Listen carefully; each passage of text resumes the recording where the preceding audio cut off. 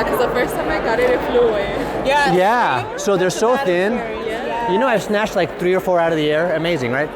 So they're so thin that just the heat, the convection of warm air movement makes them bend. So if that happens, you just flip it over and it'll straighten out. Okay. Okay? So that's one. So once you put it on the eye, so you're going to hold her eye open, right? You're going to use your other hand as an imaginary speculum. You're going to hold her eye open. If I was to do it, I'd be in front of her. I'm going to tell her to look right at my eye. I'm going to hold her eye open, and then from here, that's my speculum. I can see she knows where to look. I'm going to place the membrane, and then you're going to give me the forceps. I'm going to give you this.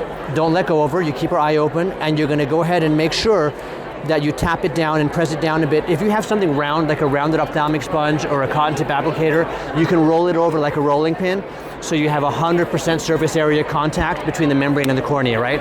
With this, you're gonna miss, it's gonna be a bit less than 100%, but it's what we have, it's what we'll use for today, okay? After that, you'll put the lens on. Now, when we put the lens on, so you're gonna give your assistant 2 things to hold. One is that, or a cotton tip applicator, and then the contact lens, right? The anesthetic makes the eye a little dry. If you put the contact lens on too wet, you can destabilize the membrane that's trying to adhere. So what I like to do is, I dumped the liquid first. yeah, I dry it out enough so that it doesn't crinkle up, but it's not so wet that it's going to destabilize the membrane. So I'm your assistant. You're holding her eye open with that hand. Try to look at me. So go this way. Yeah, just hold it next to her eye. It'll open right up. Okay. Her eye's warmer than your hand. Flip it over, flip it over. Oh. Now it'll open up. But don't take too long. You got it. You got it, you got it, you got it. Trade. Okay. Take your time.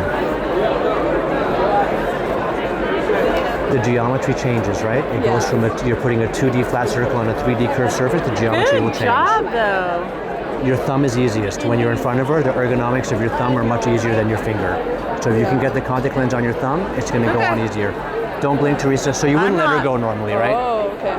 All good. So you're like triple jointed, but for me, I just use my thumb and just go straight on.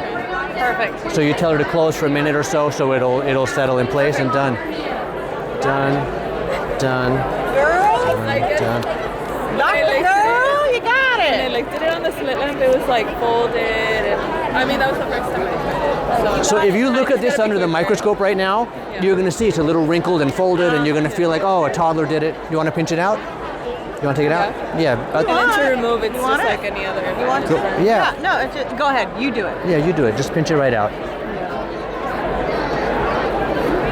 If you want me to do it, just say, but you got it. There you go. Got Good. it.